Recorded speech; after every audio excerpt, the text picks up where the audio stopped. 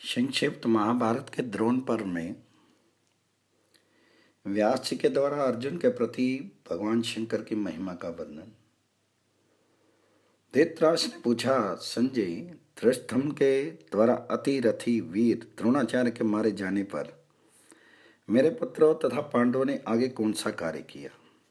तो संजय ने कहा, महाराज, उस दिन का युद्ध समाप्त हो जाने पर महर्षि वेद व्यास जी स्वेच्छा से घूमते हुए अकस्मात अर्जुन के पास आ गए। उन्हें देखकर अर्जुन ने पूछा, महर्षि, जब मैं अपने बाणों से शत्रु सेना का संहार कर रहा था, उस समय देखा कि एक अग्नि के समान तेजस्वी महापुरुष मेरे आगे आगे चल रहे हैं। वे ही मेरे शत्रु का नाश करते थे, किंतु लोग समझते थे मैं कर रहा हूँ। मैं तो केवल उनके पीछे पीछे चलता था। भगवान बताइए, ये महापुरुष कौन थे? उनके हाथ में त्रिशूल था। वे सूर्य के समान तेजस्वी थे। अपने पैरों से पृथ्वी का स्पर्श नहीं करते थे। त्रिशूल का प्रहार करते हुए भी उसे हाथ से कभी नहीं छोड़ते थे। उनके तेज से उस एक ही त्रिशूल से हजारों नए त्रिशूल प्रकट हो जाते थे। व्यास जी बोले, अर्जुन, तुमने भगवान शंकर का दर्शन किया है। वे तेजों में अंतर्यामी प्रभु, संपूर्ण जगत के ईश्वर हैं, सबके शासक हैं, वरदाता हैं। तुम उन भगवान भुवनेश्वर की शरण जाओ। वे महान देव हैं। उनका हृदय विशाल है। सर्वत्र व्यापक होते हुए भी वे जटाधारी त्रिनेत्र रूप धारण करते हैं। उनकी रुद्र संज्ञा है। उनकी भुजाएं बड़ी हैं। उनके मस्तक पर शिखा तथा शीर पर वल्कल वस्त्र शोभा देता है। वे सबके संहारक होकर भी निर्विकार हैं, किसी से पराजित न होने वाले और सबको सुख देने वाले, सबके साक्षी, जगत की उत्पत्ति के कारण, जगत के सहारे, विश्व के आत्मा, विश्व विधाता और विश्व रूप हैं। वे ही प्रभु, कर्मों के अधिष्ठाता, कर्मों का फल देने वाले, सबका कल्याण करने वाले शंभु हैं।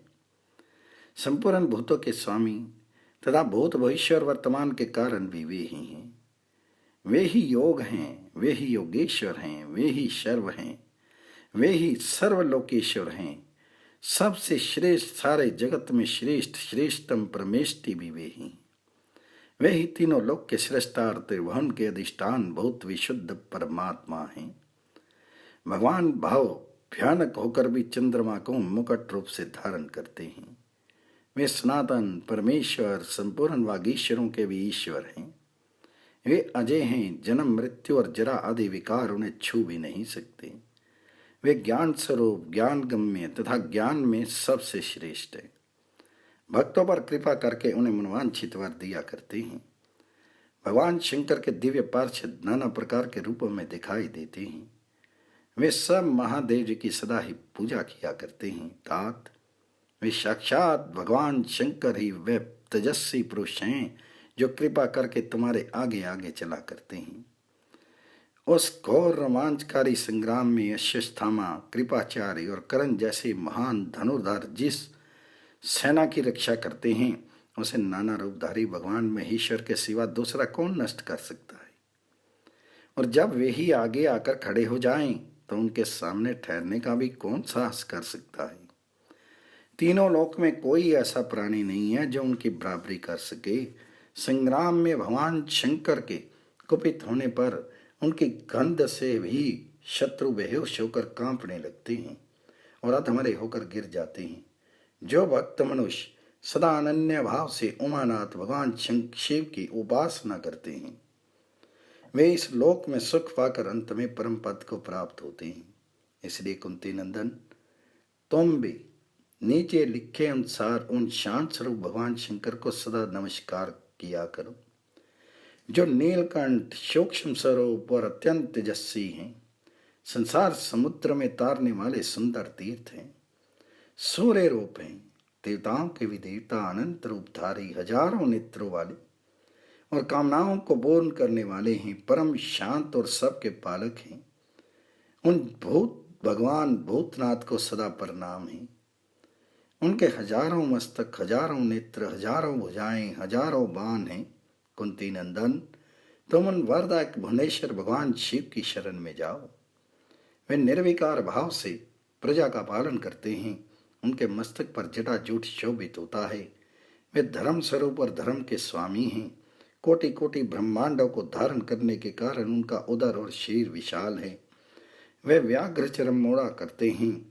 ब्राह्मणों पर कृपा रखने वाले और ब्राह्मणों के प्रिय हैं, जिनके हाथ में त्रिशूल, ढाल, तलवार और पिनाक आदि शस्त्र शोभा पाते हैं। उन शरणागत वत्सल भगवान शिव की मैं शरण में जाता हूँ। इस प्रकार उनकी शरण ग्रहण करनी चाहिए। जो देवताओं के स्वामी और कुबेर के सखा हैं, उन भगवान शिव को प्रणाम है। जो सुंदर व्रत का पालन करने वाले और सुंदर धनुष धारण किया करते हैं, जो धनुर्वेद के आचार्य हैं, उन अग्र आयुध वाले देव श्रेष्ठ भगवान रुद्र को नमस्कार है। जिनके अनेकों रूप हैं, अनेकों धनुष हैं, जो स्थाणु एवं तपस्वी हैं, उन भगवान शिव को प्रणाम है।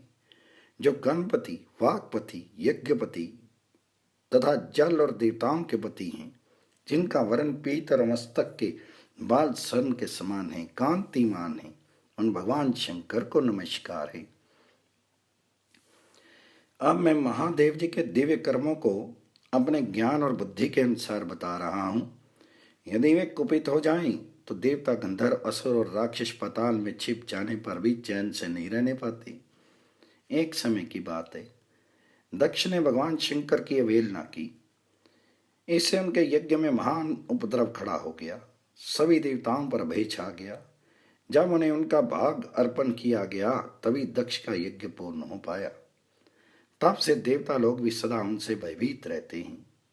पूर्व काल की बात है, 3 बलवान असुरों ने आकाश में अपने नगर बना रखे थे। वे नगर विमान के रूप में आकाश में विचरा करते थे। उन 3 नगरों में एक लोहे का, दूसरा चांदी का, तीसरा सोने का बना हुआ था। जो सोने का बना था उसका स्वामी था कमलाक्ष। चांदी के बने हुए पुर में तारकाक्ष तथा लोहे के नगर में विंध्योन्माली का निवास था। इंद्र ने उन पुरों का भेदन करने के लिए अपने सभी अस्त्रों का प्रयोग किया, पर वह कृतकार्य नहीं हो सके। तब इंद्र आदि सभी देवता दुखी होकर भगवान शंकर की शरण में गए। वहां पहुंचकर उन्होंने कहा, भगवान, इस त्रिपुर निवासी देवताओं को ब्रह्मा जी ने वरदान दे रखा है। उसके घमंड में फूलकर यह भयंकर दैत्य 3 लोगों को कष्ट पहुंचा रहे हैं। महादेव, आपके सिवा दूसरा कोई उसका नाश करने में समर्थ नहीं। आप ही इन देवद्रोहियों का वध कीजिए। देवताओं के ऐसा कहने पर भगवान शंकर ने उनका हित साधन करने के लिए तथास्तु कहा और गंधमादन तथा विंध्याचल, इन 2 पर्वतों को अपने रथ की ध्वजा बनाया। समुद्र और वनों सहित संपूर्ण पृथ्वी को रथ हुई। नागराज शेष को रथ की धुरी के स्थान पर रखा। चंद्रमा और सूर्य ये दोनों पहिए बने। ऐलपत्र के पुत्र को और पुष्पदंत को जुए की कीले बनाया। मल्याचल का जुआ बनाया गया। तक्षक नाग ने जुआ बांधने की रस्सी का काम किया। प्रतापी भगवान शंकर ने संपूर्ण प्राणियों को घोड़े की बागडोर में सम्मिलित किया। चारों वेद रथ के 4 घोड़े बनाए गए। उपवेद लगाम बने। गायत्री और सावित्री का पगहा बना। ओमकार चाबुक हुआ और ब्रह्मा जी सारथी हुए। मंदराचल को गांडीव धनुष का रूप दिया गया और वासुकी नाग से उनकी प्रत्यंचा का काम लिया गया। भगवान विष्णु हुए उत्तम बाण और अग्निदेव को उसका फल बनाया गया। वायु को बाण की पांख और वैवस्वत यम को पूंछ बनाया गया। बिजली उस बाण की धार हुई। मेरु को प्रधान ध्वजा बनाया गया। इस प्रकार सरदेव में दिव्य रथ तैयार करके भगवान शंकर उस पर आरूढ़ हुए। उस समय संपूर्ण देवता उनकी स्तुति करने लगे। भगवान शंकर उस रथ में 1000 वर्ष तक रहे। जब तीनों पुर आकाश में एकत्रित हुए तो उन्होंने 3 गांठ तथा 3 फल वाले बाण से उन तीनों पुरों को भेद डाला। दानव उनकी ओर आंख उठाकर देख भी नहीं सके। कालाग्नि के समान बाण से जिस समय वे तीनों लोगों को भस्म कर रहे थे, उस समय पार्थिव देवी भी देखने के लिए वहां आई। उनकी गोदी में एक बालक था जिसके सिर में 5 शिखाएं थी। पार्थिव ने देवताओं से पूछा, ये कौन है? इस प्रश्न से इंद्र के हृदय में असूया की आग जल उठी और उन्होंने उस बालक पर वज्र का प्रहार करना चाहा, किंतु उस बालक ने हंसकर उन्हें स्तंभित कर दिया। उनकी वज्र सहित उठी हुई बाँ ज्यों की त्यों रह गई। अपनी वैसी ही बाँ किए लिए इंद्र देवताओं के साथ ब्रह्मा जी की शरण में गए और उनकी प्रणाम करके बोले, भगवान, पार्थिव जी की गोद में एक अपूर्व बालक था, हमने उसे नहीं पहचाना, उसने बिना युद्ध किए खेल ही में हम लोगों को जीत लिया, अतः आपसे पूछते हैं कि वह कौन था। उनकी बात सुनकर ब्रह्मा जी ने उस अमित तेजस्वी बालक का ध्यान किया और सारा रहस्य जानकर देवताओं से कहा, उस बालक के रूप में चराचर जगत के स्वामी भगवान शंकर थे, उनसे श्रेष्ठ कोई देवता नहीं, इसलिए अब तुम मेरे साथ चलकर उन्हीं की शरण लो। उसने ब्रह्मा जी के साथ संपूर्ण देवता भगवान महेश्वर के पास गए। ब्रह्मा जी ने उन्हें ही सब देवताओं में श्रेष्ठ जानकर प्रणाम किया और इस प्रकार स्तुति की, भगवान, तुम ही यज्ञ हो, तुम ही इस विश्व के सहारे हो और तुम ही सबको शरण देने वाले हो। सबको उत्पन्न करने वाले महादेव तुम ही हो। परम धाम या परम पद तुम्हारा ही स्वरूप है। तुमने इस संपूर्ण चराचर जगत को व्याप्त कर रखा है। भूत और भविष्य के स्वामी जगदीश्वर, ये इंद्र तुम्हारे कोप से पीड़ित है, इन पर कृपा करो। तो ब्रह्मा जी की बात सुनकर महेश्वर प्रसन्न हो गए। देवताओं पर कृपा करने के लिए ही वे ठठाकर हंस पड़े। फिर तो देवताओं ने पार्थिव सहित महादेव जी को प्रसन्न किया। शिव के कोप से जो इंद्र की बाँ सुन्न हो गई थी वह ठीक हो गई। ये भगवान शंकर ही रुद्र, शिव, अग्नि, सर्वज्ञ, इंद्र, वायु और अश्विनी कुमार हैं। वे ही बिजली और मेघ हैं। सूर्य, चंद्रमा, वरुण, काल, मृत्यु, यम, रात, दिवस, मास, पक्ष, ऋतु, संवत्सर, संध्या, दाता, विधाता, विश्वात्मा और विश्वकर्मा भी वे ही हैं। वे निराकार होकर भी संपूर्ण देवताओं के आकार धारण करते हैं। सब देवताओं उनकी स्तुति करते रहते हैं। वे एक, अनेक, 100, 1000 और लाख हैं। वेदज्ञ ब्राह्मण उनके दो शरीर बताते हैं, शिव और घोर। ये दोनों अलग अलग हैं। इन दोनों के भी कई भेद हो जाते हैं। इनका घोर शरीर अग्नि और सूर्य आदि के रूप में प्रकट है तथा सौम्य शरीर जल, नक्षत्र तथा चंद्रमा के रूप में।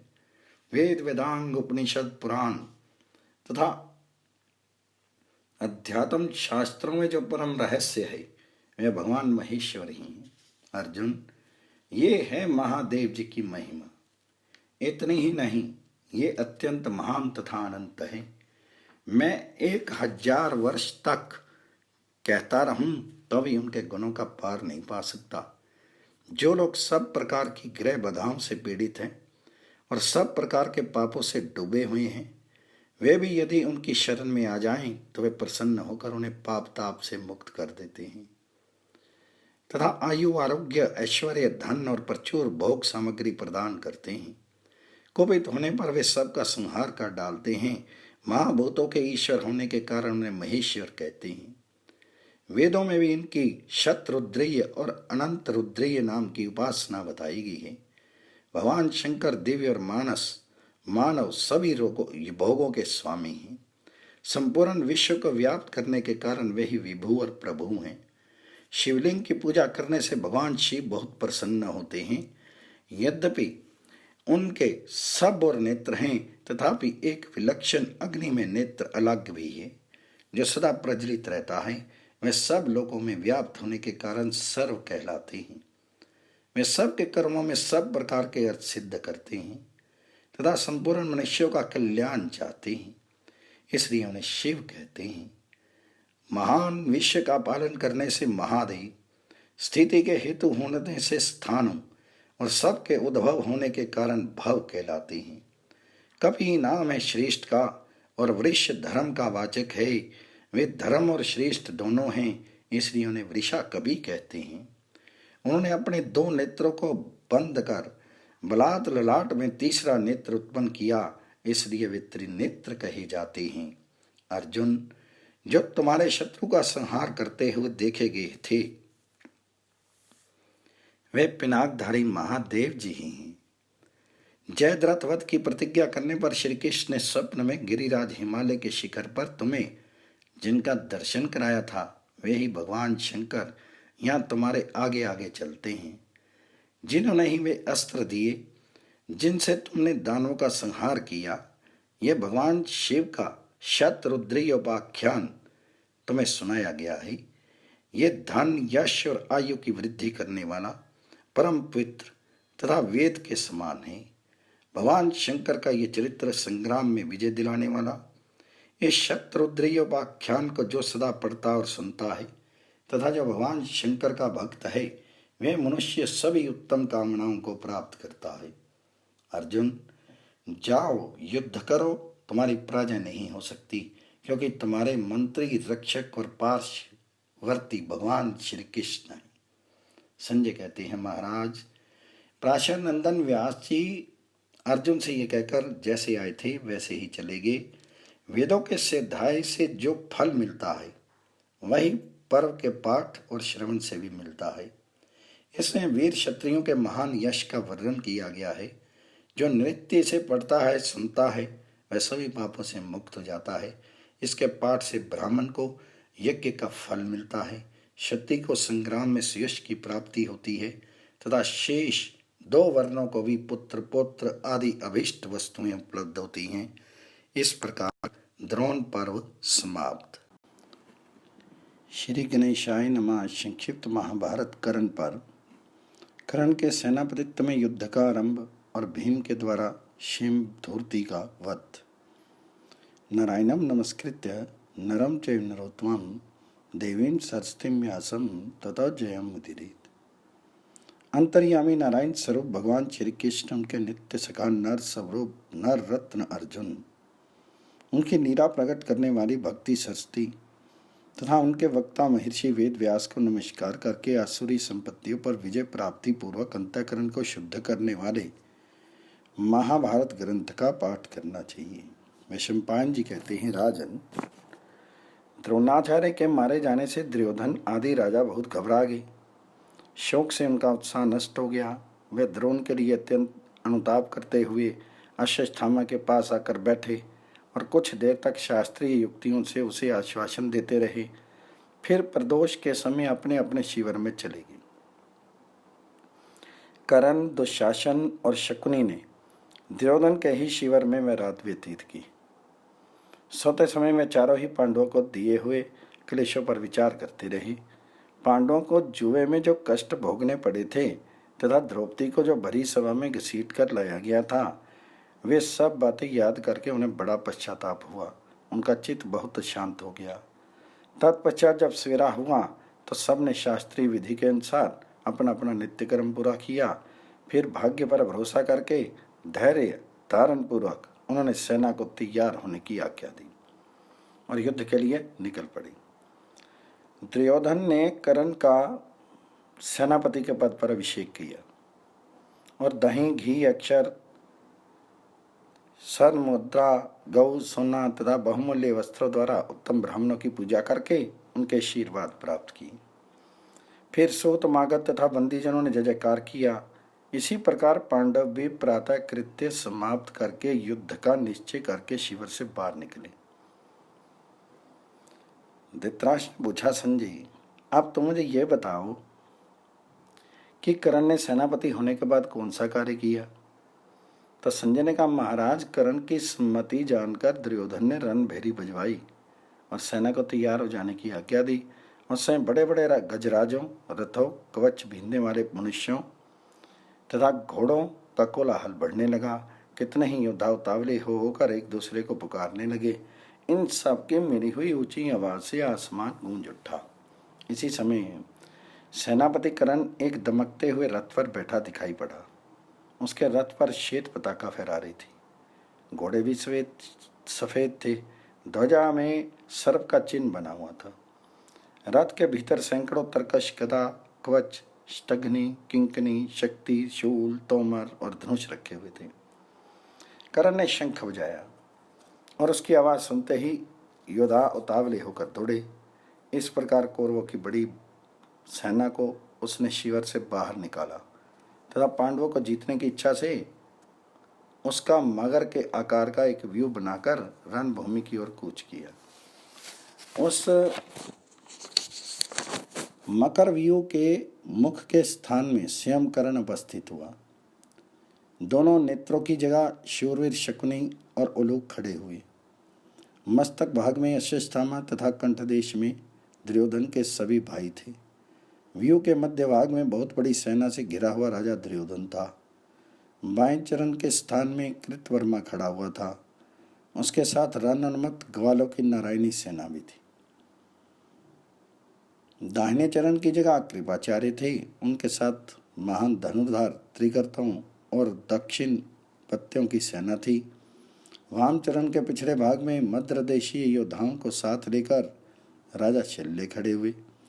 दाहिने चरण के पीछे राजा शेन था।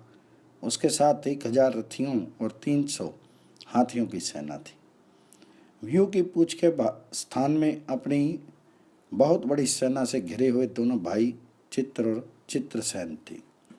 इस प्रकार व्यू बनाकर कर्ण ने जब रणांगन की ओर कूच किया तो धर्मराज युधिष्ठिर ने अर्जुन को देखकर कहा, पार्थ देखो तो सही, कर्ण ने कौरव सेना की किस तरह मोर्चेबंदी की है और महारथी वीर कैसे इसकी रक्षा कर रहे हैं। धृतराष्ट्र की महासेना में जितने बड़े बड़े वीर थे वे सब प्राय मारे जा चुके हैं, अब थोड़े ही रह गए हैं। अतः मैं तो इसे तिनके के समान समझता हूँ। इस सेना में सूतपुत्र कर्ण ही एक महान धनुर्धर वीर है जिसे देवता भी नहीं जीत सकते। माँ बाहू, अब उस कर्ण को मार डालने से ही तुम्हारी विजय होगी और मेरे हृदय का कांटा भी निकल जाएगा। इसलिए तुम इच्छा अनुसार अपनी सेना की व्यूह रचना करो। भाई की बात सुनकर अर्जुन ने शत्रुओं के मुकाबले में अपनी सेना का अर्धचंद्राकार व्यूह बनाया।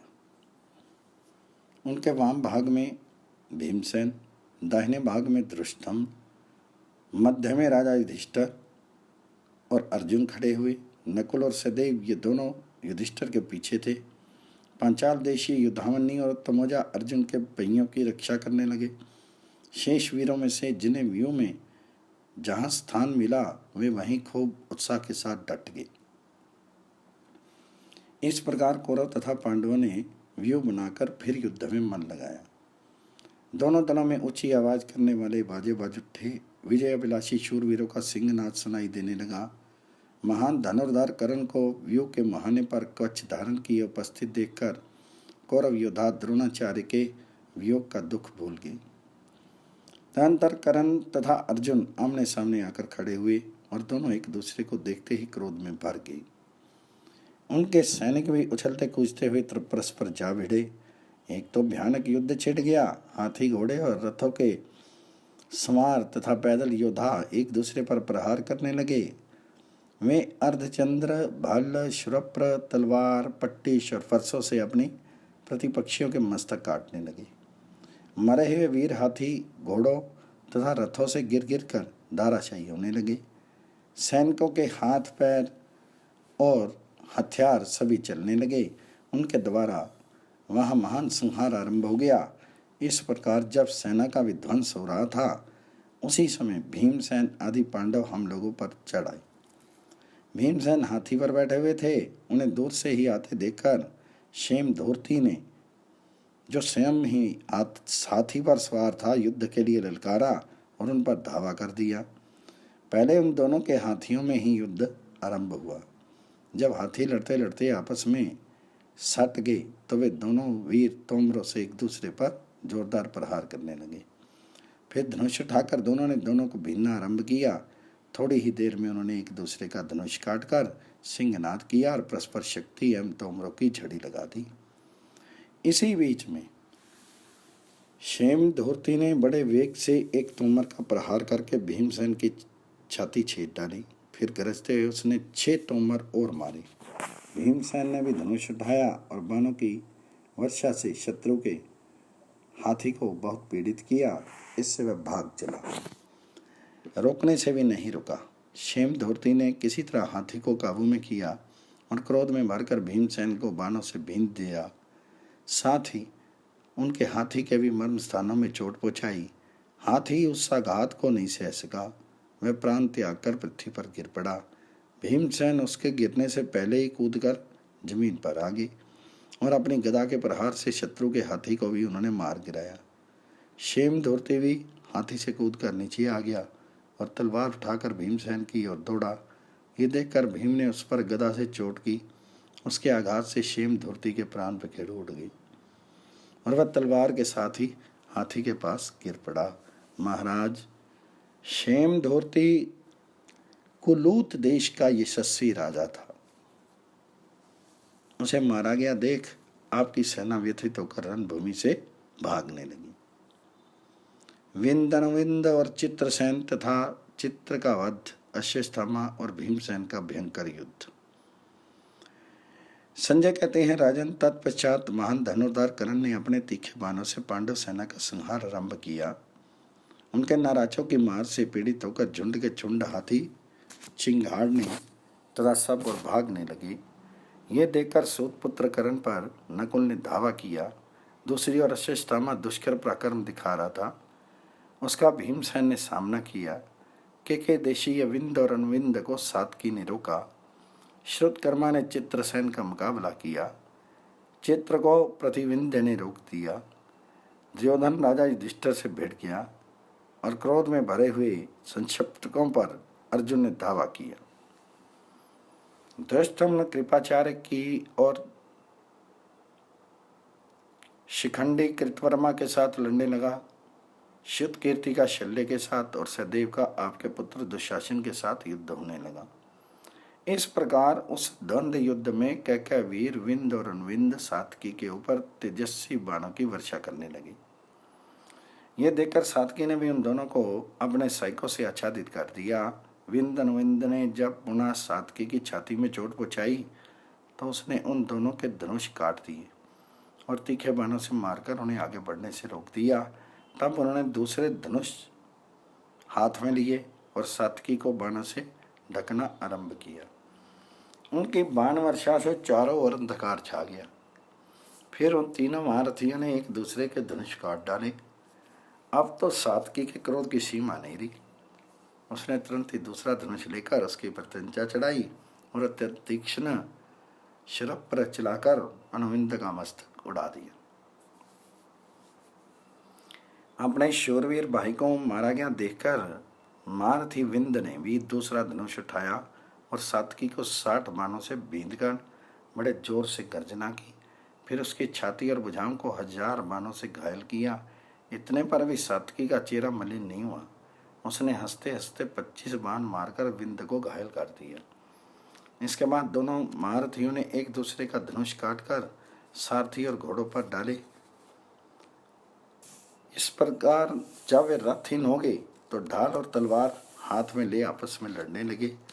दोनों ही तरह तरह के पैंतरे बदलते और एक दूसरे का वध करने के लिए पूर्ण प्रयत्न करते थे। इतने ही में सातकी ने विंद की ढाल के 2 टुकड़े कर दिए। फिर विंद भी सातकी की ढाल काटकर तीखी तलवार मंडलाकार पैंतरे देने लगे। इसी बीच में मौका पाकर सातकी ने बड़ी फुर्ती दिखाई। उसने तलवार का एक ऐसा हाथ मारा कि कवच से विंद के शीर के 2 टुकड़े हो गए। विंद प्राणहीन होकर पृथ्वी पर गिर पड़ा और सातकी उसे मारकर तुरंत ही युधामन्यु के रथ पर चढ़ गया। इसके बाद एक दूसरा रथ विधि पूर्वक सजा कर लाया गया। सातकी उस पर सवार हुआ और पुनः अपने सैकों से कैकेयी सेना का संहार करने लगा। उसकी मार खाकर कैकेयों की सेना ठहर नहीं सकी।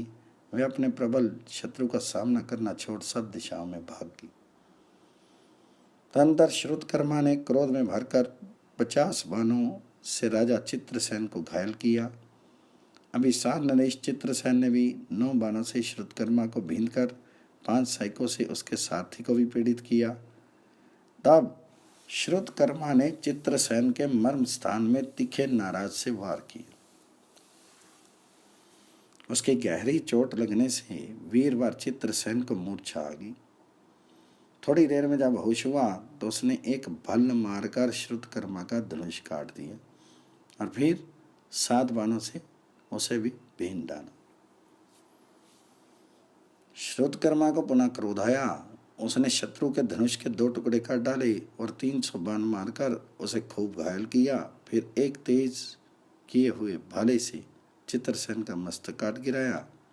अभिसार नरेश चित्रसेन मारा गया, ये देखकर उसके सैनिक शुद्धकर्मा पर टूट पड़े, परंतु उसने अपने सैनिकों की मार से उन सबको पीछे हटा दिया। दूसरी ओर प्रतिविंध ने चित्र को 5 बाण से घायल करके 3 सैनिकों से उसके सारथी को भीन दिया और 1 बाण मारकर उसकी ध्वजा काट डाली। तब चित्र ने उसकी बाहों और छाती में 9 भल्ल मारे। ये देखकर प्रतिविंध ने उसका धनुष काट दिया और 25 बाणों से उसे भी घायल किया। फिर चित्र ने भी प्रतिविंध पर एक भयंकर शक्ति का प्रहार किया, किंतु उसने उस शांति को हंसते हंसते काट दिया।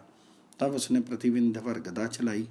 उस गदा ने प्रतिविंध के घोड़े और सारथी को मौत के घाट उतार उसके रथ को भी चकनाचूर कर दिया। प्रतिविंध पहले से ही कूदकर पृथ्वी पर आ गया था। उसने चित्र पर शक्ति का प्रहार किया। शक्ति को अपने ऊपर आते देख चित्र ने उसे हाथ से पकड़ लिया और पुनः प्रतिविंध पर ही चला दिया। वह शक्ति प्रतिविंध की दाहिनी भुजा पर चोट करती हुई भूमि पर जा पड़ी। इससे प्रतिविंध को बड़ा क्रोध हुआ। उसने चित्र को मार डालने की इच्छा से तोमर का प्रहार किया। वह तोमर उसकी छाती और कवच छेदता हुआ जमीन में घुस गया तथा राजा चित्र अपनी बाहें फैलाकर भूमि पर ढह पड़ा। चित्र को मारा गया देखकर आपके सैनिकों ने प्रतिविंध पर बड़े वेग से धावा किया, परंतु उसने अपने सहायक समूहों की वर्षा करके उन सब को पीछे भगा दिया। उस समय जबकि कौरव सेना के समस्त योद्धा भागे जा रहे थे, केवल अश्वत्थामा ही महाबली भीमसेन का सामना करने के लिए आगे बढ़ा। फिर इन दोनों में घोर संग्राम होने लगा। अश्वत्थामा पहले 1 बाण मारकर भीमसेन को भीन दिया, फिर 90 बाणों से उसके मर्म स्थानों में आघात किया। फिर भीमसेन ने भी 1000 बाणों से द्रोणपुत्र को आच्छादित करके सिंह के समान गर्जना की, किंतु अश्वत्थामा ने अपने सैनिकों से भीमसेन के बाणों को रोक दिया और मुस्कुराते हुए उसने भीम के लाट में 1 नाराज मारा। ये देखकर भीम ने भी 3 नाराजों से अश्वत्थामा के लाट को भीन डाला। तब द्रोण कुमार ने 100 बाण मारकर भीमसेन को पीड़ित किया, किंतु इससे भीम तनिक भी विचलित नहीं हुए। इसी प्रकार भीम ने भी अश्वत्थामा को तेज किए हुए 100 बाण मारे, परंतु वह डिग नहीं सका। अब उसने बड़े बड़े अस्त्रों का प्रयोग आरंभ किया और भीमसेन अपने अस्त्रों से उसका नाश करने लगा। इस तरह दोनों में भयंकर अस्त्र युद्ध छिड़ गया। उस समय भीमसेन और अश्वत्थामा के छोड़े हुए बाण आपस में टकराकर आपकी सेना के चारों ओर संपूर्ण दिशाओं में प्रकाश फैला रहे थे। सैनिकों से आच्छादित हुआ आकाश बड़ा भयंकर दिखाई देता था। बाणों के टकराने से आग पैदा होकर दोनों सेनाओं को दग्ध कर रही थी। उन दोनों वीरों का अद्भुत एवं अचिंत्य पराक्रम देख सिद्ध और चारणों के समुदाय को बड़ा विस्मय हो रहा था। देवता, सिद्ध तथा बड़े बड़े ऋषि उन दोनों को शाबाशी दे रहे थे। वे दोनों महारथी मेघ के समान जान पड़ते थे। वे बाण रूपी जल को धारण किए शस्त्र रूपी बिजली की चमक से प्रकाशित हो रहे थे और बाणों की बौछार से एक दूसरे को ढके देते थे। दोनों की ध्वजा काटकर सारथी और घोड़ों को भीन डाला। फिर एक दूसरे को बाणों से घायल करने लगे। बड़े वेग से किए हुए परस्पर के आघात से जब वे अत्यंत घायल हो गए तो अपने अपने रथ के पिछले भाग में गिर पड़े। अश्वत्थामा का सारथी उसे मूर्छित जानकर रणभूमि से दूर हटा ले गया। भीम के सारथी ने भी उन्हें चेत सा जानकर ऐसा ही किया। संशप्तकों और अश्वत्थामा के साथ अर्जुन का घोर संग्राम। अर्जुन के हाथ से दंडधार और दंड का वध। धृतराष्ट्र ने पूछा, संजय, अर्जुन का संशप्तकों तथा अश्वत्थामा के साथ किस प्रकार युद्ध हुआ? तो संजय ने कहा, महाराज सुनिए, संशप्तकों की सेना समुद्र के समान दुर्लंघ्य थी, तो भी अर्जुन ने उसमें बाणों से कौरव वीरों के मस्तक काट काट कर गिराने लगे। थोड़ी देर में वहां की जमीन पट गई और वहां पड़े हुए ढेर के ढेर मस्तक बिना नाल के कमल जैसे दिखाई देने लगे। हजारों बाणों की वर्षा करके उन्होंने रथों, हाथियों और घोड़ों को उनके सारों सहित यमलोक भेज दिया। तीखे बाण मार मारकर शत्रुओं के सारथी, ध्वजा, धनुष्य, बाण तथा रत्न जड़ित मुद्रिका से शोभित हाथों को भी काट गिराया।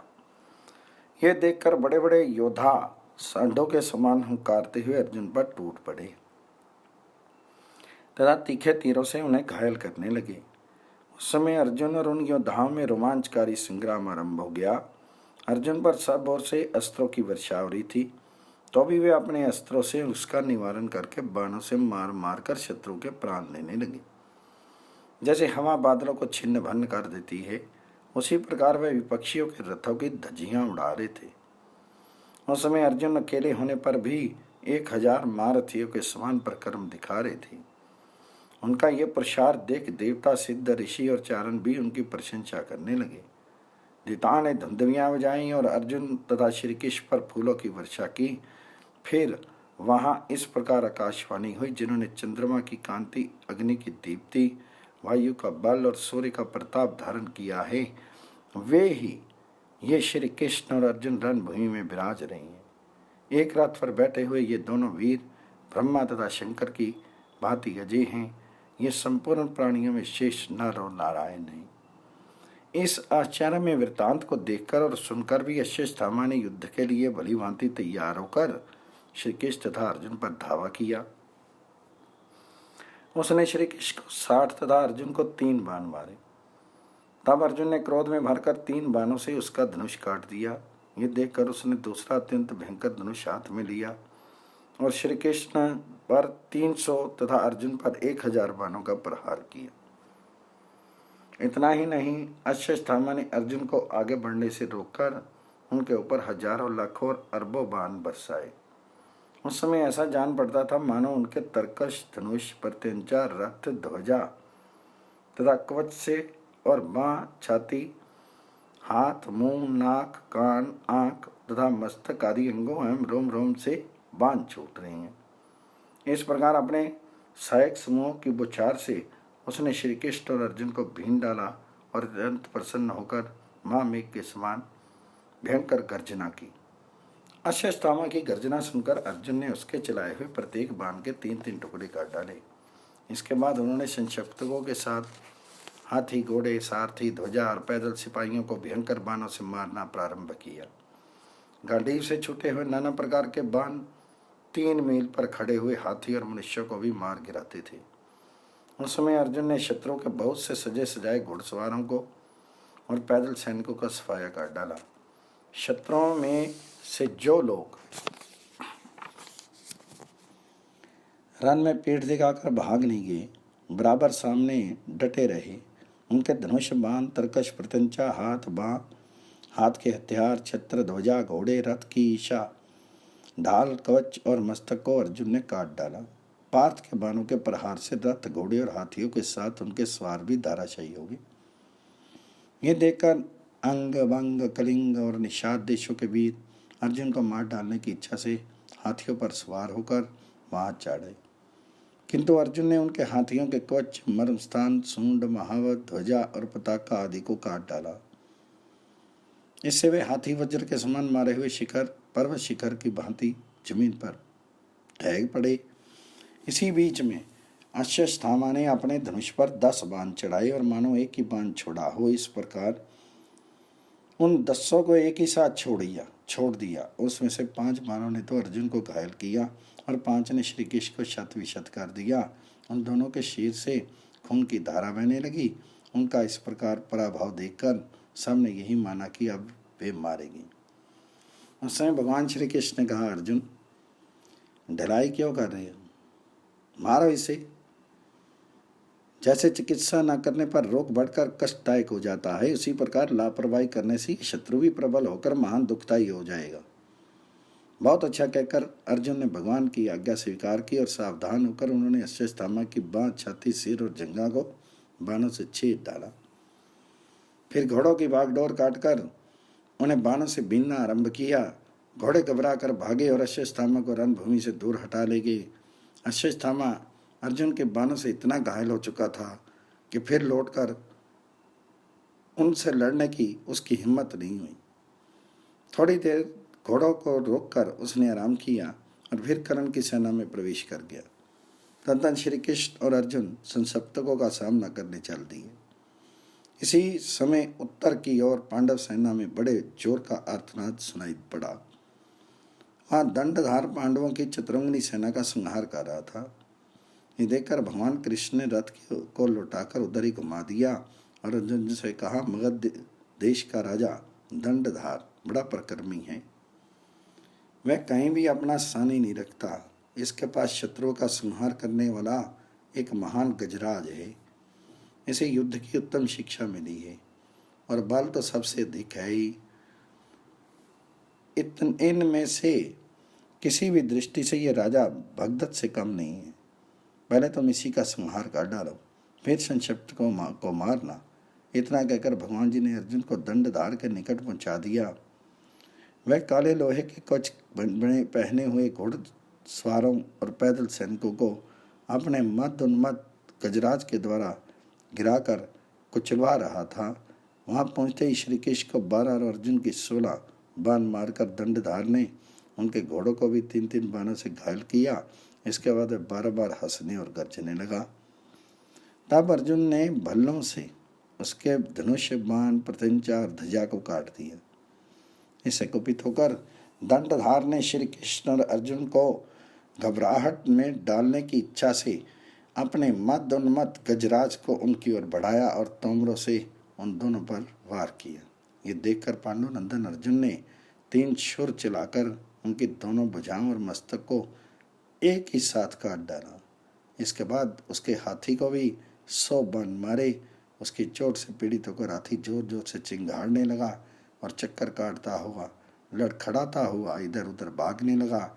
अंत में ठोकर खाकर वह महावत के साथ ही गिरा और मर गया। युद्ध में दंडधार के मारे जाने पर उसका भाई दंड और श्री कृष्ण और अर्जुन का वध करने के लिए चढ़ाया। आते ही वह श्री कृष्ण को 3 और अर्जुन को तेज किए हुए 5 बाण मारकर भीषण गर्जना करने लगा। तब अर्जुन ने उसकी तीनों बाहें काट डाली और उसके मस्तक पर एक अर्धचंद्राकार बाण मारा। उसकी चोट से दंड का मस्तक कटकर हाथी पर से जमीन पर जा पड़ा। इसके बाद उन्होंने दंड के हाथी को भी बाणों से विदीर्ण कर डाला। उसकी चोट से अत्यंत व्यथित होकर वह हाथी चिंगाड़ता हुआ गिरकर मर गया। तत्पश्चात दूसरे योद्धा भी उत्तम हाथियों पर सवार होकर विजय की इच्छा से चढ़ आए, परंतु सव्यसाची ने औरों की भांति उन्हें भी मौत के घाट उतार दिया। फिर तो शत्रु की बहुत बड़ी सेना भाग खड़ी हुई और अर्जुन संक्षिप्तकों का संहार करने के लिए चल दी। अर्जुन के द्वारा संक्षिप्तकों का तथा अश्वत्थामा के हाथ से राजा पांडे का वध। संजय कहते हैं, महाराज अर्जुन ने मंगल ग्रह की भांति वक्र और अतिवक्र गति से चलकर बहुत संख्यक संक्षिप्तकों का संहार कर डाला। अनेकों पैदल, घुड़सवार, रथी और हाथी अर्जुन के बाणों की मार से अपना धैर्य खो बैठे। कितने ही चक्कर काटने लगे, कुछ भाग गए और बहुत से गिरकर मर गए।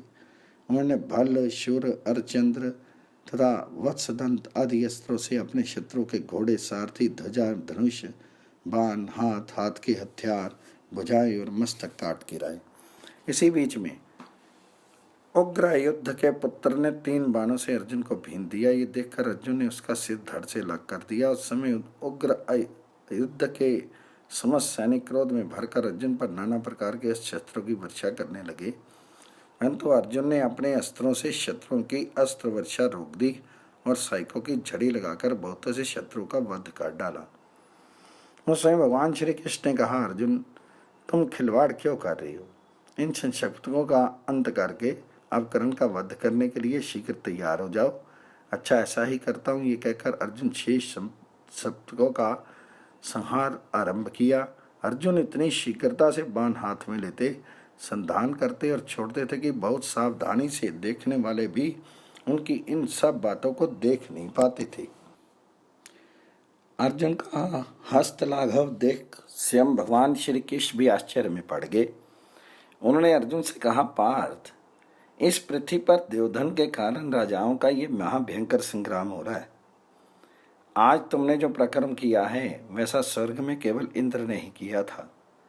इस प्रकार बातें करते हुए श्री कृष्ण और अर्जुन चले जा रहे थे। इतने ही में उन्हें दुर्योधन की सेना के पास शंख, दुंदुभि, भैरी और प्रणव आदि बाजों की आवाज सुनाई दी। तब श्री कृष्ण ने घोड़ों को बढ़ाया और वहां पहुंचकर देखा कि राजा पांडे के द्वारा दुर्योधन की सेना का विकट विध्वंस हुआ है। ये देखकर उन्हें बड़ा विस्मय हुआ। राजा पांडे अस्त्र विद्या और धनुर्विद्या में प्रवीण थे। उन्होंने अनेकों प्रकार के बाण मारकर शत्रु समुदाय का नाश कर डाला था। शत्रु के प्रधान प्रधान वीरों ने उन पर जो जो अस्त्र छोड़े थे उन सबको अपने साइकों से काटकर वे उन वीरों को यमलोक भेज चुके थे। तो धृतराष्ट्र ने कहा, संजय, आप तो मुझसे राजा पांडे के प्रकर्म, अस्त्र शिक्षा, प्रभाव और बल का वर्णन करो। तो संजय ने कहा, महाराज, आप जिन्हें श्रेष्ठ महारथी मानते हैं उन सबको राजा पांडे अपने प्रकर्म के सामने तुच्छ गिनते थे। अपने साथ भीष्म और द्रोण की समानता बतलाना भी उन्हें बर्दाश्त नहीं होता था। श्री कृष्ण और अर्जुन से किसी भी बात में वे अपने को कम नहीं समझते थे। इस प्रकार पांडे समस्त राजाओं तथा संपूर्ण अस्त्रधारियों में श्रेष्ठ थे। वे कर्ण की सेना का संहार कर रहे थे। उन्होंने संपूर्ण योद्धाओं को छिन्न भिन्न कर दिया। हाथियों और उनके सवारों को पताका, ध्वजा और अस्त्रों से हीन करके पाद रक्षों सहित मार डाला। पुलिंद, खस, वहनिक, निषाद, आंध्र, कुंतल, दक्षिण और भोजदेशीय शूरवीरों को शस्त्रहीन तथा क्वच शून्य करके उन्होंने मौत के घाट उतार दिया। इस प्रकार उन्होंने कौरवों की चतुरंगिनी सेना का नाश करते देख अश्वत्थामा का सामना करने के लिए आया। उसने राजा पांडे के ऊपर पहले प्रहार किया। तब उन्होंने एक करनी नामक बाण मारकर अश्वत्थामा को भीन डाला। इसके बाद अश्वत्थामा ने मर्म स्थानों को विदीर्ण कर देने वाले अत्यंत भयंकर बाण हाथ में लिए और राजा पांडे के ऊपर हंसते हंसते उसका प्रहार किया। तत्पश्चात उसने तेज की हुई धार वाले कई तीखे नाराज उठाए और पांडे पर उनका 10वीं गति से प्रयोग किया, परंतु पांडे ने 9 तीखे बाण मारकर उन नाराजों को काट डाला और उनके पहियों की रक्षा करने वाले योद्धाओं को भी मार डाला। अपने शत्रु की स्फूर्ति देखकर अश्वत्थामा ने धनुष को मंडलाकार बना लिया और बाणों की बौछार करने लगा। 8-8 बैलों से खींचे जाने वाले 8 गाड़ियों में जितने बाण लदे थे उन सबको अश्वत्थामा ने आधे पैर में ही समाप्त कर दिया। उस समय उनका स्वरूप क्रोध से भरे हुए यमराज के समान हो रहा था। जिन लोगों ने उसे देखा वे प्रायः होशवाश खो बैठे। अश्वत्थामा के चलाए हुए उन सभी बाणों को पांडे ने वायव्य अस्त्र से उड़ा दिया और उच्च स्वर से गर्जना की।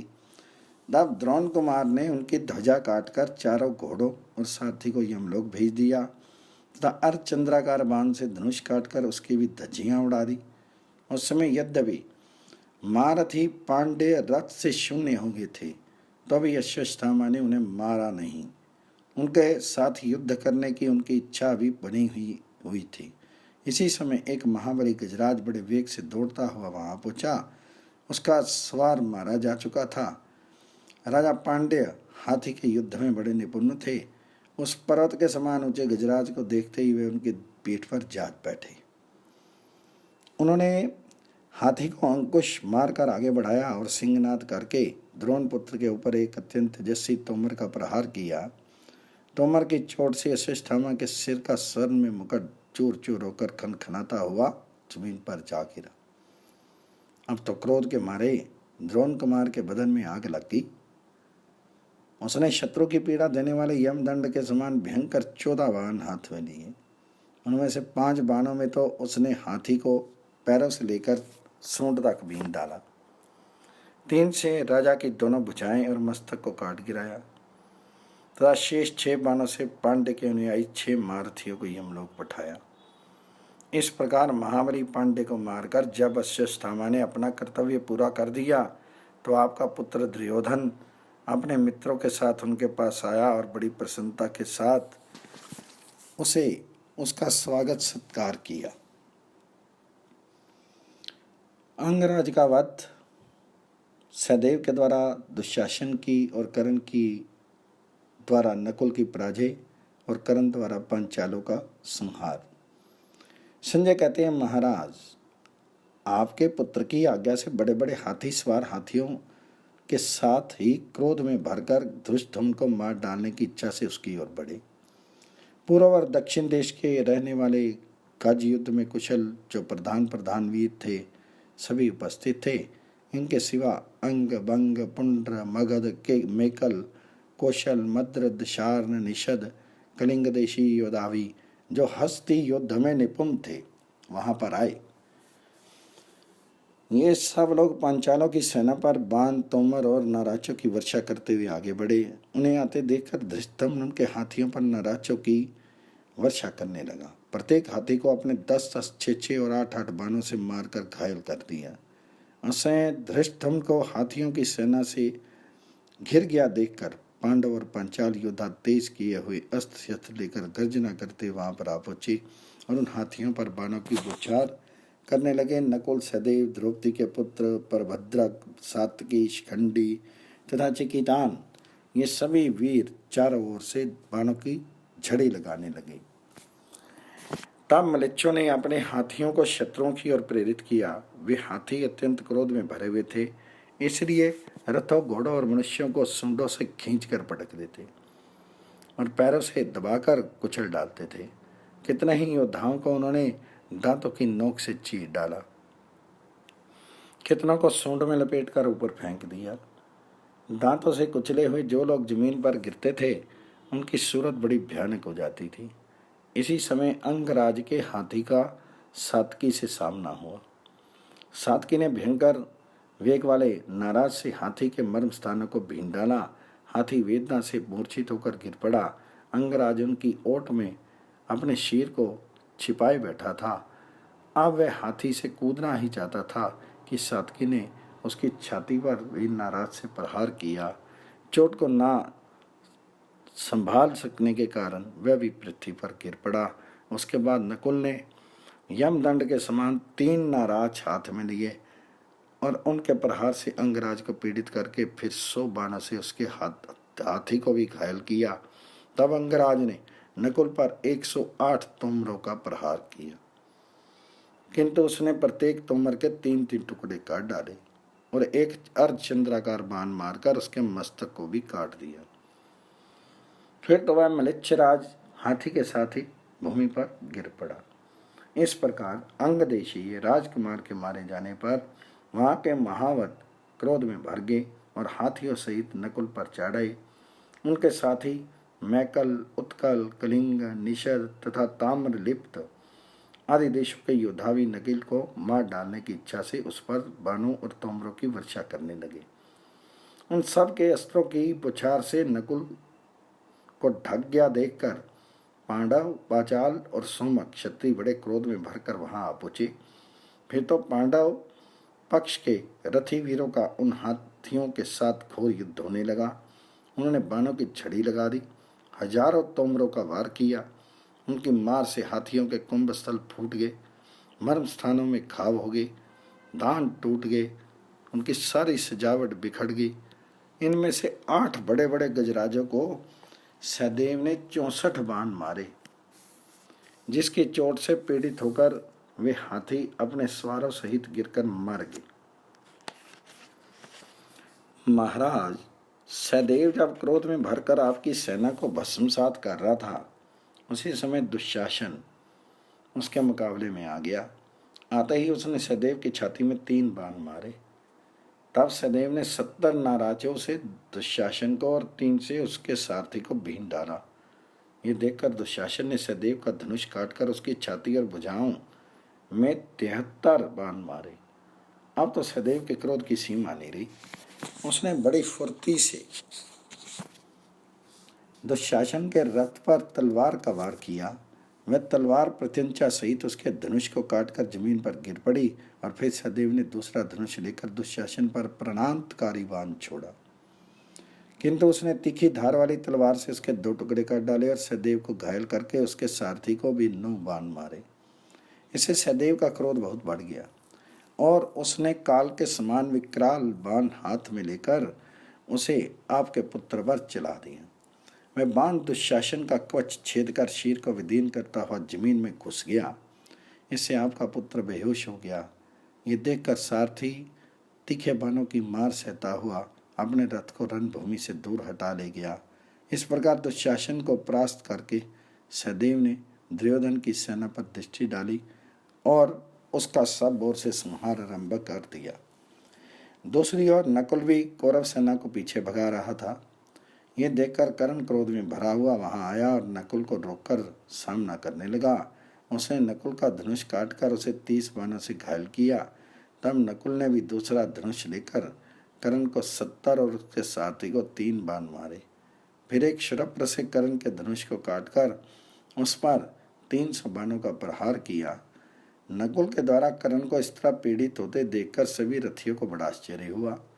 देवता भी अत्यंत विस्मित हो गए। तदनंतर कर्ण ने दूसरा धनुष उठाया और नकुल के गले की हथेली पर 5 बाण मारे। तब नकुल ने भी 7 बाणों से कर्ण को बींधकर उसके धनुष का एक किनारा काट गिराया। कर्ण ने पुनः दूसरा धनुष लिया और नकुल के चारों ओर की दिशाएं बाणों से आच्छादित कर दी, किंतु महारथी नकुल ने कर्ण के छोड़े हुए इन सभी बाणों को काट डाला। उस समय सहायक समूह से भरा हुआ आकाश ऐसा जान पड़ता था मानो उसमें टिड्डियां छा रही हूं। उन दोनों के बाणों से आकाश का मार्ग रुक गया था। अंतरिक्ष की कोई भी वस्तु उस समय जमीन पर नहीं पड़ती थी। उन दोनों महारथियों के दिव्य बाणों से जब दोनों ओर की सेनाएं नष्ट होने लगी तो सभी योद्धा उनके बाणों के गिरने के स्थान से दूर दूर हट गए और दर्शकों की भांति खड़े होकर तमाशा देखने लगे। जब सब लोग वहां से दूर गए, वे दोनों महारथी परस्पर बाणों की बौछार से एक दूसरे को चोट पहुंचाने लगे। कर्ण ने हंसते हंसते उस युद्ध में बाणों का जाल सा फैला दिया। उसने सैकड़ों और हजारों बाणों का प्रहार किया। जैसे बादलों की घटा घिर आने पर उनकी छाया से अंधकार सा हो जाता है, वैसे ही कर्ण के बाणों से अंधेरा सा छा गया। इसके बाद कर्ण ने नकुल का धनुष काट दिया और मुस्कुराते हुए उनके सारथी को भी रथ से मार गिराया। फिर तेज किए हुए 4 बाणों से उनके चारों घोड़ों को तुरंत ही यमलोक भेज दिया। तत्पश्चात अपने बाणों की मार से उसने नकुल के दिव्य रथ के तिल के समान टुकड़े करके उसकी धज्जियां उड़ा दी।